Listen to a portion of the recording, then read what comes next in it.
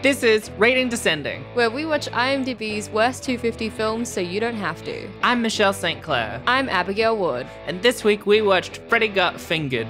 An unemployed cartoonist moves back in with his parents and younger brother Freddy. When his parents demand he leave, he begins to spread rumors that his father is sexually abusing Freddy.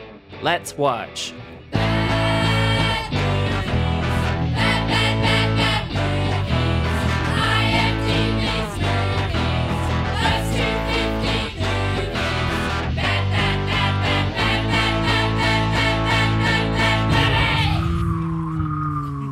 Pew, pew, pew, pew, pew, pew. Hello. Pew. Ah! Pew, pew, pew, pew, pew. Get out of here.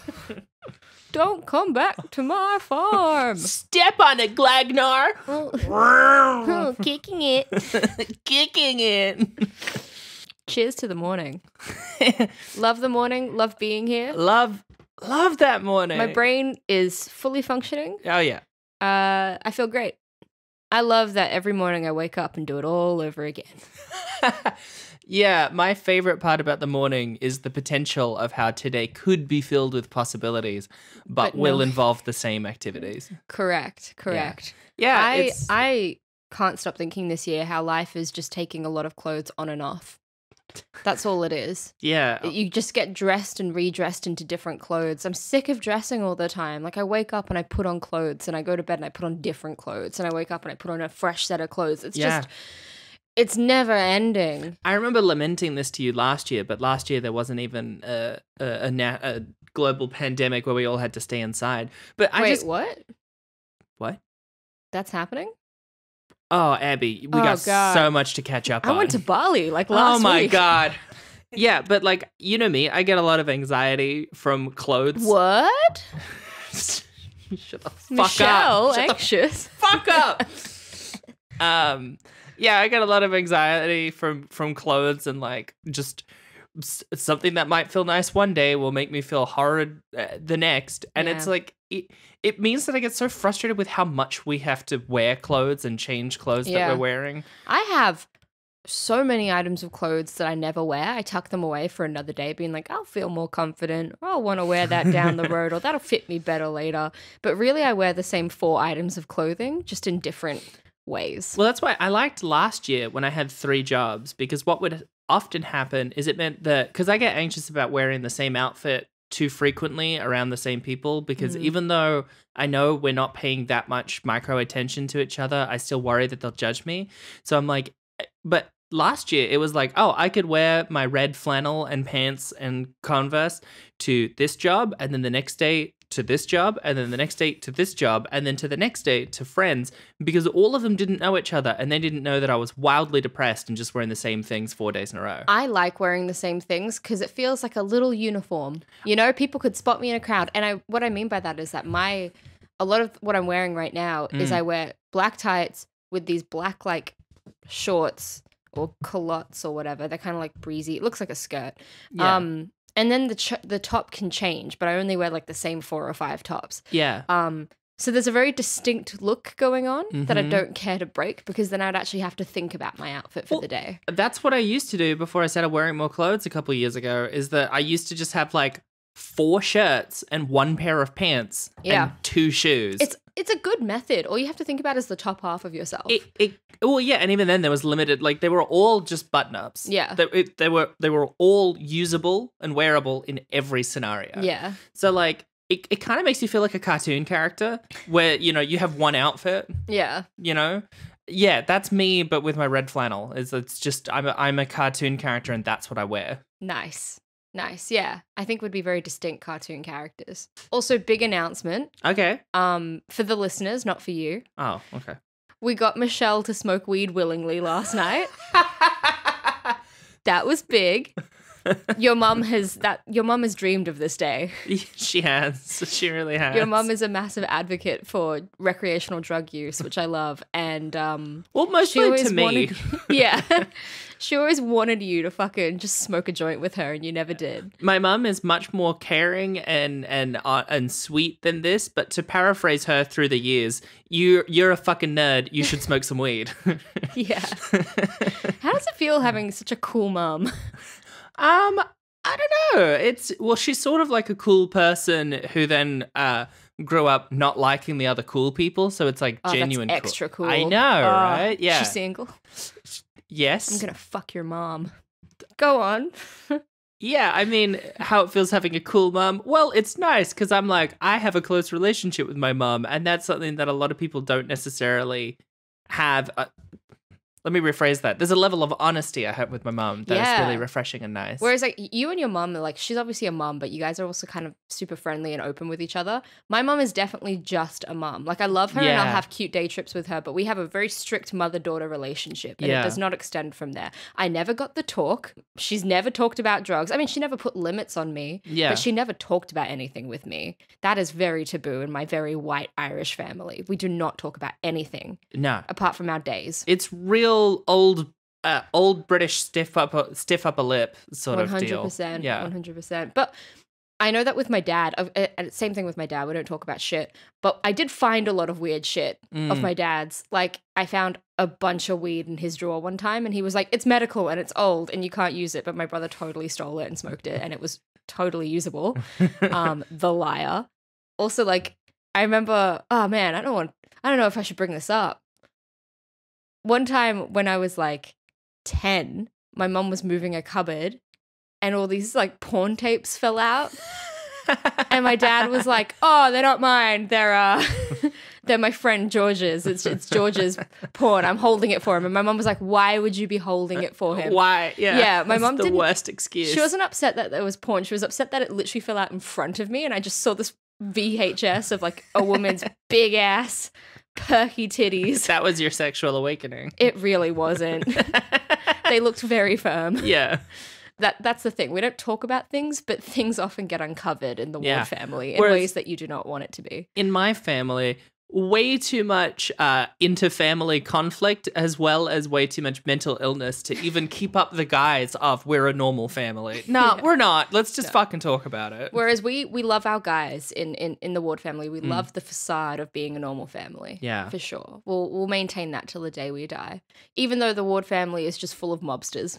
Like they are all villains. We were definitely the ones who, I feel like everywhere we moved, and we moved so frequently, just my mum and my sister, I feel like wherever we moved, we definitely became the family on the street that became that family. Yeah. Right? And it's not like we were outrageous and rebellious. We were just... You just weren't a nuclear family? Yeah. Yeah. Just an odd family. Yeah. Fairly odd family. Nice. Thanks. I don't think that was a joke. That's so funny. Thanks, you piece of shit. Just say nice and move on. Nice. Yeah. That's a nice joke, Abigail. Inky. What are you doing? Nice joke. Why do you have a gun in your hand?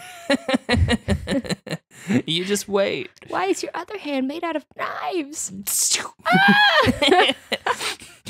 I'm Jimmy Knife Fingers. Jimmy Knife Fingers, and I don't care. Tim Burton once met me and got inspired, but in all the wrong ways. I've never fallen in love in my life. But mental illness. It's a real serious issue. Cut all of that. Yeah. All right, let's start again. Bad movies. I love music myself. I love when I can hear it in my ears, and I just like it's art. It's the listening to it. Exactly. That's what gets me about music. Do you listen to it? Because I listen to it a lot. Yeah. Yeah. That's the best way to enjoy music. Earlier today, I heard a bunch of sound. It was percussive. It was melodic. It had rhythm. Did it crescendo? Did it have tempo? Potentially. Yeah, I think. Yeah. And it went right.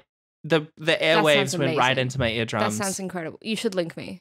Yeah, I will. Music. I'll hashtag you. Oh, yeah, great. Into some music. I would love that. Did we mention that we are human? We did the same bit last We episode. did. I think this is now just a running gag. The running gag is we're not real people. I mean, I have to talk a lot to my therapist about how I don't feel like I'm an equal amount of person as everyone else. Have you considered maybe you're not a person? Genuinely, yeah. Yeah? Yeah. Think you're like an alien life form posing as a young woman? Yeah, I've worried that before. I'm like, what if I'm actually some sort of creature? I've got to say, I've never had that worry. Well, This is a very you problem. yeah, that's true. What if I'm some kind of creature? But Freddy got fingered. There's the segue. Well, speaking of art made by creatures, Freddy Got Fingered was... I think this might be the most unique film we've watched. For sure. Yeah. I think going into this, I was like to you, like, oh my God, I loved Freddy Got Fingered. Because when I was like 10 and I watched it, I thought that was pretty cool to like Freddy Got Fingered. But I haven't watched it since then. What the fuck? What the fuck? What the fuck did we watch? He grabbed so many animal dicks in that film. Genuine real life animal dick. Yeah. And it didn't... If you cut it out, it would have been the same movie. It's not like it was a plot beat. It was a thing that happened. It was like an interstitial. Yeah. He's like driving, he's like left his home and he's driving to LA and he sees a horse and he jumps out of his car and just holds the horse dick being like, look at me, daddy, look at me. Yeah. Which I didn't quite get. I think we spent the whole hour and a half watching it just glaring at it. I did have a pretty big frown. Yes. My only association with this movie was I remember I used to think that my mum liked it and I realized my mum didn't like it. I used to often get it confused with Felix the Cat, which is a really horny cat cartoon that my mum did like. Yeah. Felix the Cat was fun. I have never seen it. Freddy Got Fingered was not fun. I just knew it was very horny. I am really keen for you to tell me about Freddy Got Fingered today. And that's because we watched it thinking, this film is terrible. The comedy is really, people label it as like surreal comedy, but really it's just bad. Like it's not funny. Mm-hmm. It's just him doing a lot of wild, unbelievable things. But we're watching it thinking this is a shocking movie, this is a bad movie, and you hated Tom Green at the end of the film. And then you did a bit of research and you said to me last night, I'm really excited to talk about this one. I don't hate Tom Green as much anymore, and I want to know why. Well, to foreshadow, but to reference our conversation we had while watching it, I was right. I was 100% right. Okay, very fun. So wait, what number on the list are we up to at this point? It's 204... 236. 236, yeah. Right. And what was the rating on it? 4.6? 4.6, I'm pretty sure, yeah. It is a movie that should be lower, but could also be a lot higher if it wasn't on IMDb. I'll explain what I mean later. I'll get into the overview so that we can just start talking about the stuff that happens in it, which are all fucking nuts. Are you sure? Do you want to just go back and talk about your family trauma for a quick second? We didn't even get into the trauma. I was just talking about how my mum is a very honest person. For me, that's very traumatic. I hate open communication. Oh, you would not have lasted a day. No, not in the St. Clair household. No. Us wards are stoic and resilient. We talk about nothing, we bottle it up until we die. Whereas we are honest and cry all the time. You really do. Yeah. I don't think I cried for 6 months this year. 6 whole months. I have cried, no joke, almost every day since this time last week. Let's talk about that afterwards. Do you want a hug? I'd like a hug. But right. I'd also just say I've been in a pretty good mood. Yeah. This is me. That must be very confusing. To be like, I feel fine, and then suddenly you're crying. A little bit, yeah. I mean, you came into my into my bedroom where I was working, and you were just like, "Oh, how are you?" And I'm like, "Oh, I was just full on crying because." No, what happened is that I walked in and I went, "Beatrice is a baby. She's a little baby. She is a soft baby." And you went, "Yeah, she's a soft baby." And I went, "Yeah." Wait, are you crying? And you went, "Yeah, I'm fully crying right now." Yeah. It's because I listened to a song I liked when I was 14. Yeah. And then I gave you guac and a big hug. Yeah, and I felt a lot better. It was nice. Did it guac your socks off? The question I'll pose to the audience that made me cry a lot, do you ever just feel overwhelming grief for the fact that things have changed in your life? No, I don't. But audience, let us know. For me, I'm happy that the changes have happened. I think I'm a happier person. I'm happy that they've happened. It's just sometimes sometimes you just want to mourn the fact that things used to be different, even if For sure. even if they're for the better now. For sure. So email us at ratingdescending with your childhood trauma. Just as a note as well, I think that I often get anxious thinking that I might be in like the best period of my life. And so I'm already mourning what I have right now. Yeah. Because I think I'm like, what if I'm 30 and I'm looking back right now at where I am at now and I feel grief for it because it's past and it was a really good time. And what if I don't recognize or appreciate that right now? Like last year, I think that was a very special year. And I think in a couple years' time, I will mourn that year. Yeah. Anyway, let's do Freddy Got Fingered. So the overview of Freddy Got Fingered. Wait. Okay, go. Fuck's sake. Coffee. Every episode. The coffee. I want to do a supercut of all of the times you've burped on mic. Yeah. Let's do it. All right. 28-year-old cartoonist Gordy moves out of his parents' home to head to LA to become an animator. Once he arrives, he quickly lies his way into a meeting with the CEO of a major animation studio, who promptly tells him his ideas suck. Gordy moves back home to live with his parents and brother Freddy, who are supremely disappointed with his lack of ability to get a job. Following an injury to his friend Darren, Gordy meets Betty, a nurse at the hospital who wishes to create a rocket-powered wheelchair for herself and has an obsession with blowjobs, and gets himself a date with her. Lying to his parents that he has a job, he goes on several dates with Betty and makes general mischief. Once his father finds out, the situation escalates, leading Gordy to tell a therapist that his brother fingered his younger brother Freddy. Freddy is taken to a home for sexually abused children. His mother promptly leaves home, disgusted with the alleged behavior of the father, and Gordy's father tells him how much of a disappointment he is. Resigned to his fate, Gordy gets a job at a local sandwich place before seeing that Betty has successfully made a rocket-powered wheelchair and decides to pursue his own dream. He rushes back to LA, secures a television deal with the same executive as earlier, and uses his $1 million check to transport him and his father's bedroom to Pakistan. They are promptly kidnapped and become a prominent US news story, leading to their celebrated return home. Good overview. Thank you.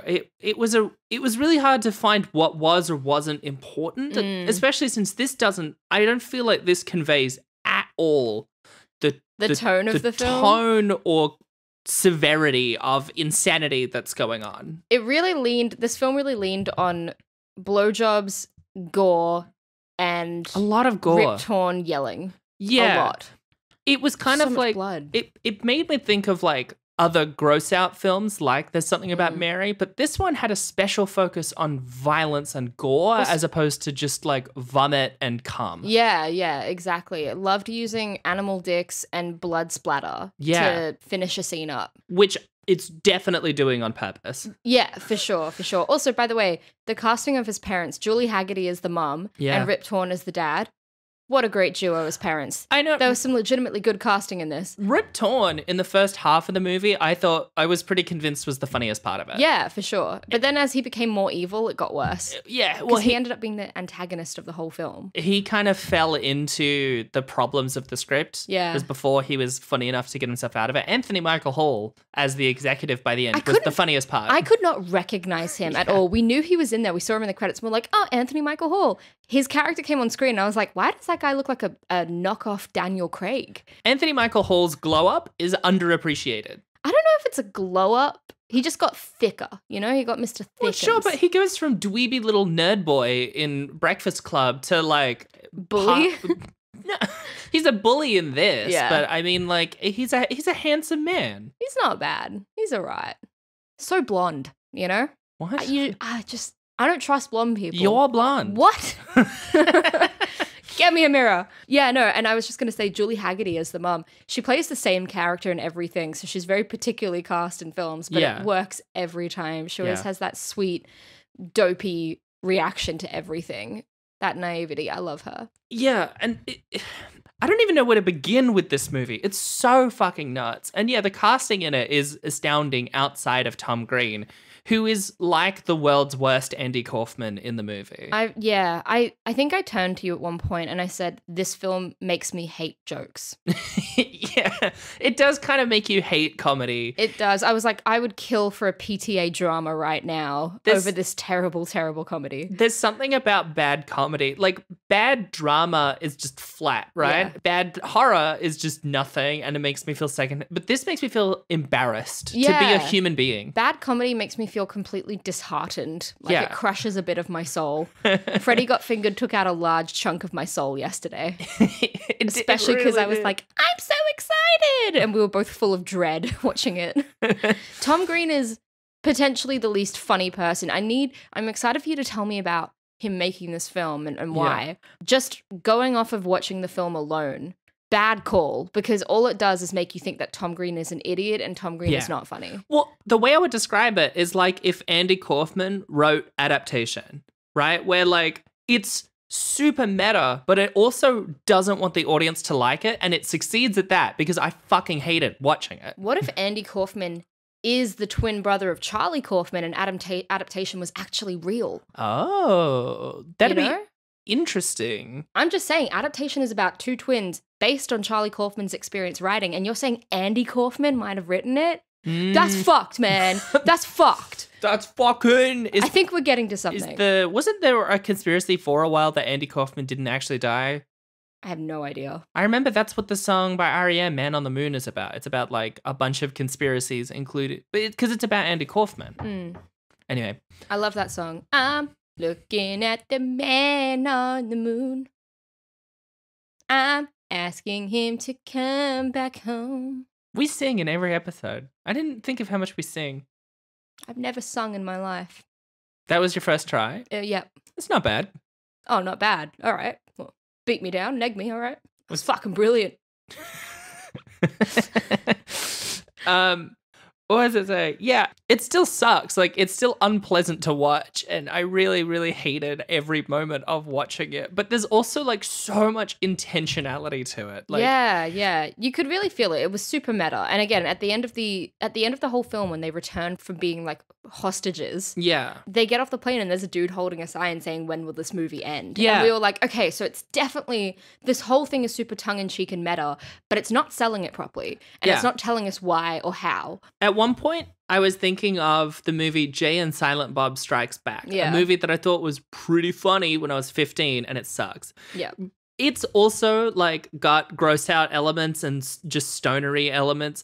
It's a bad movie of the genre that I feel like this is trying to sneak into. Yeah. But, like, Jay and Silent Bob Strikes Back is just, like, a flat line of a movie. It's just not much of anything, but this goes way too hard to be that same genre and unintended. Like, I've seen Tom Green speak. He isn't doing Jim Carrey on steroids all the time. That's not... There was definitely parts where I do feel like no matter what, it probably crossed the line.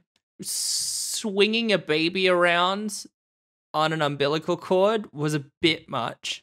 Yeah, that was a lot. Also, the scene where she's trying to give him a blowjob. Like, God, I don't even know how to get into Betty, the character who just wants to give him blowjobs. Yeah. And, like, he has an umbilical cord coming out of him. Yeah. That he, like, kept as a baby and he tapes it down. That scene makes me physically sick. I find the whole concept of umbilical cords and belly buttons gross. So the fact that there were 2 umbilical cord scenes in this scene. Yeah. In this whole film, was too much for me. It's also not like it's something that comes back. It's not like emotionally he has to abandon his umbilical cord by the end of the movie. This movie is a great example of no setup and also no payoff. You know? Because every scene is just its own scene. There's nothing that's been mentioned in previous scenes. Except the finale, because there is an earlier bit where Rip Torn says, if you were born in Pakistan, you would have been sewing soccer balls. And then at the end, that's the only time there is setup and payoff, and it's the weirdest setup and payoff. It's like when he goes to see Betty and he gives her a bag of jewels. You know, like he just gives her a straight up bag of jewels that's never been mentioned. She's never said I want jewels. That was actually kind of funny. It was. I got you jewels, Betty. I got you jewels. There's something funny about the word jewels as well. It's such like an archaic concept. But yeah, like it's just it's full of these things that have never been mentioned and then they'll never be mentioned again. Yeah. It's none of it goes anywhere. Like doing the overview was the only time I saw any semblance of this action led to this consequence. Yeah. But in the movie, it doesn't feel like anything really happens for any reason. He's not actively pursuing anything. It's an unmovie. Well, it's an he actively anti-movie. pursues something and then gets rejected and goes home in the first act. Yeah. Literally, he's like, I'm going to go to LA and be a cartoonist. And you're like, oh, sick. All right. That's a bit of a goal. He gets to LA. He gets turned down by Anthony Michael Hall. And then he goes home. And you're like, wait, what? And then he sort of We're just not even at the middle of the fucks film yet. around for the entire second act. Yeah. But then the third act feels like, again, it feels like adaptation where it's like, this is the third act of movie like this is supposed to have, where he goes and he has his emotional triumph and his father is proud of him. And it's like, it's too saccharine. It's like, yeah. But Anthony Michael Hall at the beginning says to him, these drawings suck because they're nonsensical. He literally says something funny has to happen. Yeah. There needs to be conflict. And it feels like the whole movie after that is trying to prove him wrong. I think that really was the thematic statement of this very meta film. Yeah. Was him just being like, looking at the cartoons, being like, yeah, these are bizarre and ridiculous, but nothing's happening, so it's not funny. And it's like, oh, that's the film. That's the movie. Everything's bizarre and ridiculous, but nothing happens. Yeah. It was weird. I'm so confused by it. Like, I'm emotionally thrown off by Freddy Got Fingered. I think you said this while we were watching it. It's like he's playing a prank on us, but we don't get it. We, the viewer, are still confused. Yeah. And we think we're watching a regular movie. It's not like it's a very... that is my biggest criticism at it, is like, it's not like its point is very clear. Because it's not trying to be clear, the point of it is that there is no point. So it is a cruel trick played on the audience. I will say my 2 points of reference of Tom Green are Freddy Got Fingered and his guest appearance on Canadian Drag Race this year. Yeah. And when he was a guest on Canadian Drag Race, you could tell he didn't quite understand the world. He was excited to be there, but all of his jokes were shit. And it still drives home to me the fact that he's still not very funny. Yeah. He was just a really lackluster guest that didn't quite know where he was. Well, because, so this isn't necessarily the trivia section, but to get into some of his backstory. Yeah. He, when he was very young, started to get involved in stand-up and stuff, then got a show on CBC, which is the Canadian Broadcasting Network thing, which was just the Tom Green Show. And it was just a sketch show that was like this, but not strung together as a movie. Yeah. Which then led to an HBO show that was the same thing, but more. And like collectively, those ran for years and years and years. What the fuck? Yeah. So he got this movie off the back of that career of making insanity. And there's a lot of references to the sketches in the movie. The whole obsession with cheese sandwiches is a reference to one of his sketches. Right. Where someone says that cheese sandwiches are a stupid idea. It makes sense because everything does feel like it's just a sketch of a scene. Yeah. And then it's like linked into a movie somehow. There's like so many standout moments that are obviously just they should have been their own bits in a sketch show. Like the bit where he's at home and he's playing piano with strings attached to his fingers and sausages hoisted in the air. Yeah. It's such an insane visual gag, but it doesn't make sense in the movie and the whole scene sucks. Yeah. But I feel like if it was just a sketch of a guy trying to play piano and eat sausages at the same time, you can get away with it. Yeah. Also the bit where he's like, the bit where he keeps touching animal dicks is weird and bizarre, but that would be its own sketch because it doesn't fit into the movie. Yeah, it would be like one of those odd interstitials between sketches. Yeah. But throughout the whole episode, it happens like 4 times. Yeah. Tom Green. Yeah. So it sounds like Canada really liked him. Canada really liked him for a while. Well, a bit of Canada really liked him for a while. And then he was on the radio for like a decade after this, and then he's been doing stand-up. He must have been pretty fucking successful to go out with Drew Barrymore. Yeah. Drew Barrymore is a very special, smart young lady. Because Drew Barrymore is a punk rocker wrapped in a Hollywood producer. Yes. Right? Exactly. So she's like a rebel stuck in A-list Hollywood. Yeah, so like she's always been a rebel and a punk rocker. And at the end, they have those like deleted scenes, and it's a scene of Tom Green and Drew Barrymore because she's in the film for a scene. She plays like a receptionist at the animation company he wants to be a part of, and she gives probably her worst performance of her whole life. But I also feel like maybe Tom Green told her to. Yeah. Because she's a good actress. But there's that bit in the deleted scenes where him and her are standing with each other and they've got their arms around each other because they were together at that point. Yeah. They were not together for very long, though. I'll get to that. Okay, cool. And And they're literally just making dumb faces and making weird noises. And I'm like, oh, that's why they get along. They're both just really fucking weird with each other. It's also kind of important to place the movie in the 90s, early 2000s alt comedy scene. Yeah. Where you get things like David Cross, no matter what you think of him now, was at the time a master of making anti-jokes as part of his stand-up. One of his stand-up specials starts with him singing an Italian opera song that consists of 4 words, I can't remember them, that are all very, very similar to each other, and they're all Italian. And he starts singing it, but the song itself constantly shuffles up the words. So then he he'll gesture to the audience to fill in the next song and then aggressively berate them for getting the word wrong. And that bit, it sounds like a funny 30-second bit. It goes on for like 5 full minutes. But it's really fucking funny. It's Mr. Show, where it's funny at the beginning. You're like, this is a funny sketch. And then it's not funny for a while. And then it gets really fucking funny. It hits this overdrive at the end. What a very David Cross thing to do. Yeah. David Cross, he confuses me because a lot of the things I've seen him in, he plays this sweet, cheerful idiot like Tobias Funke. But in real life, he's such a cranky, curmudgeonous man. If I met him in real life, I'd be shaking in my little boots. He's a deeply angry man. He is. But he's a deeply angry lefty. Yeah. That's something. I think most of the comedians we enjoy are deeply angry lefties. Yeah. Well, he made a whole show that was very clearly anti-Trump. And it was like, sometimes it hits too hard and sometimes it's fucking phenomenal. I keep thinking about his performance in Obvious Child, where he plays that dickhead comedian that she goes home with. And I'm like, I wonder if that's just David Cross in real life. Just David Cross. Yeah. But yeah, because comedy at that time was all about like feeling out the boundaries of comedy. And you get the negative side of that is some of those comedians are now like anti-PC, I hate woke culture bullshit.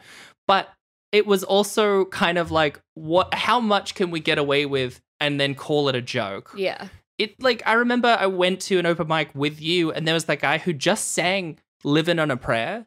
He walked up and then he started singing it. And at the beginning you're like, okay. And he just like kept pointing to the audience and he sang the whole thing. And it was so funny. This movie's that. But the problem is I don't laugh. That's at all. That's the problem. Yeah. Fundamentally, all of the concepts of it, I think, could be funny. It is punk rock, but I hate it. I hated watching it. It was a miserable experience. It really was. And it really drives home how important a really well-rounded story is, because this didn't have a well-rounded story. It didn't have proper setup. It didn't have proper payoff. Nothing was satisfying about it, which is why it was miserable. Even if all the jokes fell flat, but it was still a strong story, great.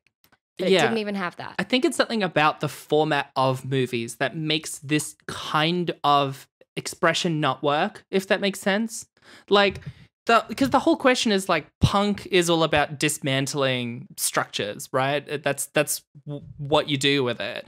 But a movie is sort of defined by its structure. So it's like, if the punk rockiness of it is that it has no point, you would need to have a point to communicate, but then that kind of unpunks it. It made me angry because I love all acts of rebellion, but this guy it sounds like he was offered a movie that he didn't want to make, and instead of trying to make something good with the money he was given, he went, fuck movies. Yeah. I'm going to make whatever I think is funny, and I'm going to snub whatever anyone tells me. Like, I'm too punk rock to make a good film. And that makes me genuinely angry because time and effort went into making this very, very bad film. And it was bad on purpose. Yeah. Because Tom Green thought he was too good for a movie. Yeah. Fuck that. Movies are great. Make a good film. Try your hardest to make a good film. Yeah. I want to know how much money they spent on this film. $14 million. That's not too bad, I guess. It's still $14 million. You could still make 7 very good films on that. Yeah, for sure.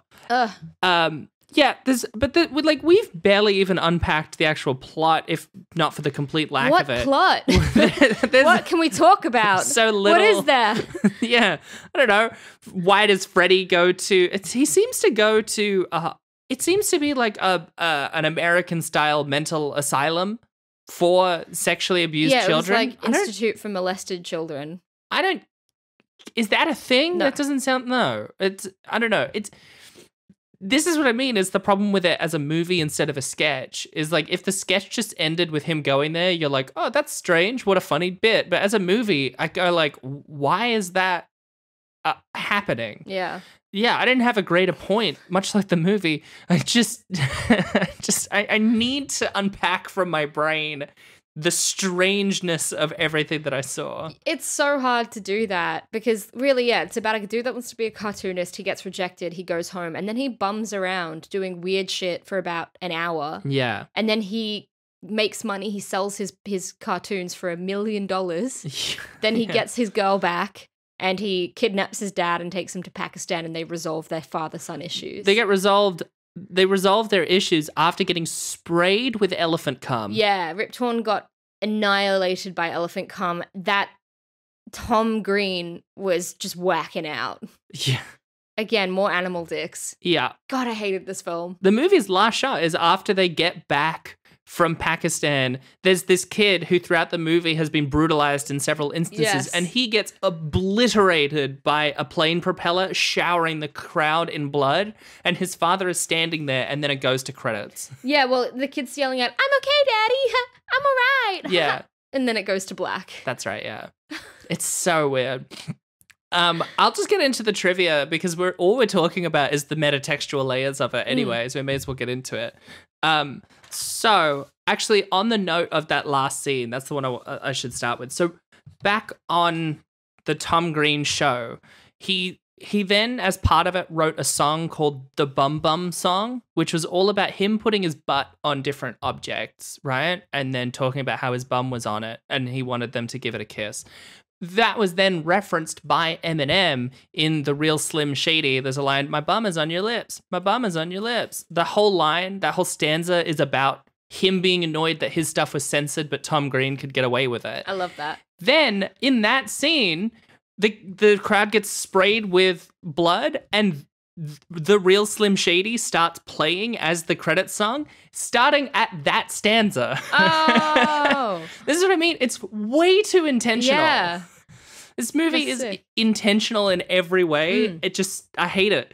You might have remembered there was the bit that Freddy, when the therapist comes to get Freddy because they're convinced that Freddy has been molested, Freddy's watching like a medical show. It looks like a surgery. It's actually the Tom Green cancer special, which was a real TV special that happened because Tom Green got testicular cancer. And in the special, he very vulnerably talked about it and showed the surgery on his testicles happening. And so this is just in the movie in the background. He's watching a video of Tom Green getting testicle surgery. Yeah. Wild. It's and then there was the similar bit where Freddy is with the other kids in the institute and they're watching something very violent. That was Texas Chainsaw Massacre that they were all watching together. Yeah. Which is something you do not want to watch apparently, but Halloween is coming up and you must. You must. It looks scary. Grow the fuck up. Yeah, all right, that's pretty fair. This is one that doesn't give us much of a runway, but I just loved it, which is the Toronto Star instituted an all-new rating for this film. -1 star out of 5. Fair. Very much earned. It's a anti-film. Again, when there's a bad film, but you can see they've tried to make a good film, you sympathize with it more. You don't hate it as much. But this is a film that didn't give a shit. They were like, fuck you, fuck your films for making a bad film. That's why I brought up adaptation, because that's also a movie that hates movies, but it's fucking fantastic. And it's well made. And has a lot of care and art in it. So we mentioned Tom Green and Drew Barrymore were dating at the time of the film's release. They got married several months later and divorced 6 weeks after that. The whole thing. Unsurprising. They didn't speak since the divorce until earlier this year on Drew Barrymore's new show. They had an on-air interview that was the first time they'd spoken. Since they divorced. What happened? No, apparently Drew Barrymore kept speaking very highly of Tom Green to other people. Okay. Yeah, it was one of those, like, they filed for irreconcilable differences. I think the punk just went too far in that household. I think, there was just too much rebellion in that couple. I think they both did it because they thought it would piss somebody else off. Yeah, I love that. I love Drew Barrymore. This is probably my favorite piece of trivia, which is when Tom Green... So the film was nominated for a bunch of Razzies. Classic. And it won a bunch of Razzies. When Tom Green showed up to personally accept his Razzie Awards for the film, not only did he roll out his own red carpet, but after he accepted, he then started playing harmonica badly and didn't stop until he was dragged off the stage. Okay, it does make me like Tom Green a bit more. Right? You see what I mean? Like, the kind of comedy he's doing here actually works really well in other platforms. It just doesn't fucking work in a movie. Yeah. There's so much of that style of trivia, which is just like, this person from this thing is in the background of this scene. Yeah. Like, it's... Did you find out much about who offered to make this film? Like, why it was made in the first place? No, I didn't. I assume he got the deal just off the back of his HBO show. Right, okay. Like, So it sounds like he was a dude with a fairly, not good sketch show, but, you know, people liked it. Yeah. And they were like, you should make a movie. Yeah.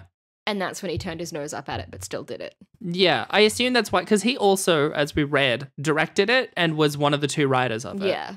So, like, he must have demanded full control of it. I mean, there was even, like, he does all of his skateboard stunts in the movie, even though the studio begged him not to, because if he got injured, they would lose both the lead actor and the director. I think I told you when we were watching the film, every time it looked like Gordy was in danger, I was like, I want him to die. Like, I was not enjoying the film so much that I kept hoping the protagonist would be killed on screen. I mean, I will also say on the note of him directing it, I do think the direction is one of the things that probably holds it back. I'll just get into some of the reviews. So I didn't get that many reviews. I got 2 reviews that I feel like both are the distillation of all opinions on the film. Interesting. So, the film is included on film critic Roger Ebert's most hated list.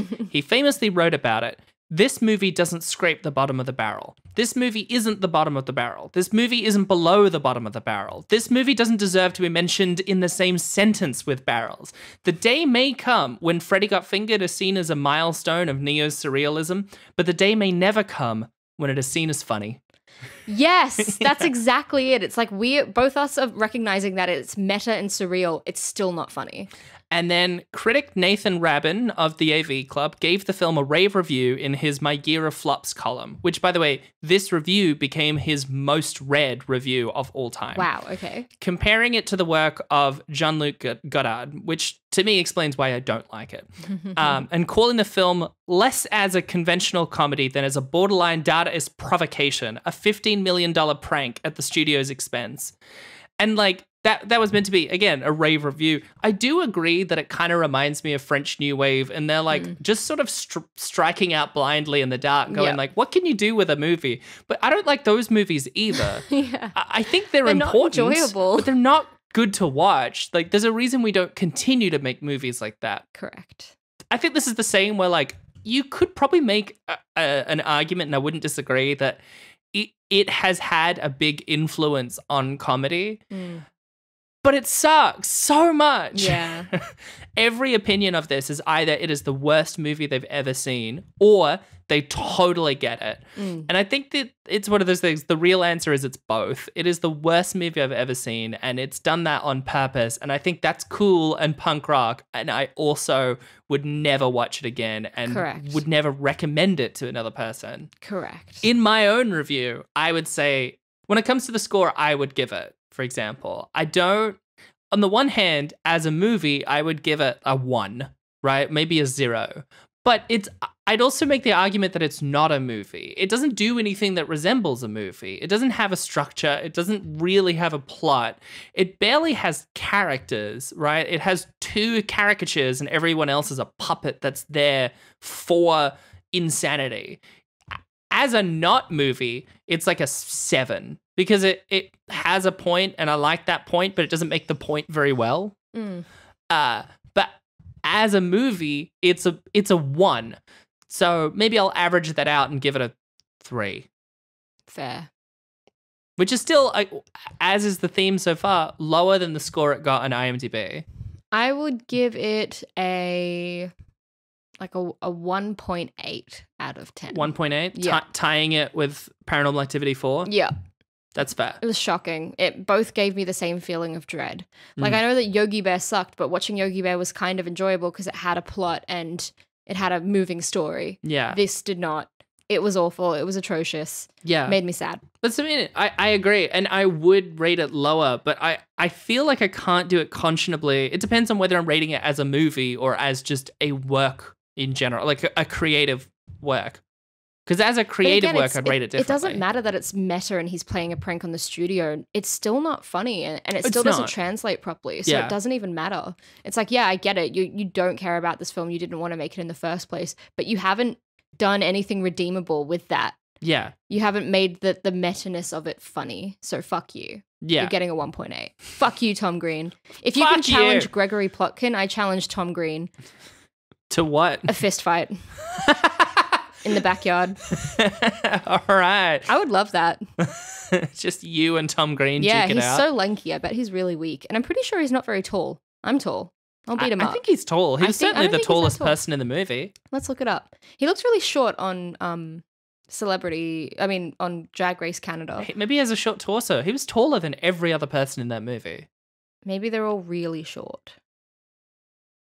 Tom Green height. I mean, Rip Torn is pretty short. He is. He's fantastic. Holy shit. Okay, Tom Green is 190 centimeters, so Right. he is very tall. He's very fucking tall. But I'm like 180, so like I'll just wear heels. Beat the shit out of him. But I'll be fully naked. It's just me in heels, fully naked. And is so he is naked too? Yeah, okay, yeah. right. So it's just a naked fist fight in our backyard. Correct. All right, Tom Green, you've heard it. The challenge is fucking going out. Fly down to Melbourne and fight me, you motherfucker. Let's do it. We should make our own documentary called Fist Fighting Tom Green. And it's about you trying to figure out how you can contact Tom Green to fist fight him nude in the backyard. Whilst you go on your own adventure to get Gregory Plotkin to do a battle royale in editing. Yeah. Which is like the nerdiest fight ever. You're both on your monitors just fucking clicking away. Whereas I'm brawling with Tom Green in our backyard, all right? Yeah, I don't know how to express anything other than I'm really glad that none of the audience should watch it. Like, we watched this, so you don't have to. If you have already watched it, I'm sorry. I apologize. Yeah. That's a lot. Take some time, grab a beer, sit in a hammock. Grab a cold one. Yeah, and just try and erase it from your memory. Yeah, just like we are. Sit back in a hammock, spill beer all over yourself and go, oh, ain't these life's real problems? That's it. you know? Just douse yourself in beer. Light a match and get going. Well, Abigail, what are we watching next week? Next week, we are watching the 1998 remake, Psycho. Oh, another Yeah. strange experiment that failed. Yep. Unsurprisingly, a lot of these are remakes, so cut it the fuck out, all right? Stop doing remakes. Just make new Stop it. stories, you motherfuckers. Hey, you know- I'm very aggressive today. You know I how think you it's my thought coffee. RoboCop was cool? Just make a different robotic cop. Don't just make RoboCop again. Also, RoboCop is meant to be a fucking satire of a police state. Fade down. Fade Paul down. Verhoeven didn't put all this effort into satirizing it for you to then celebrate it as badass. That's not the fucking point of RoboCop.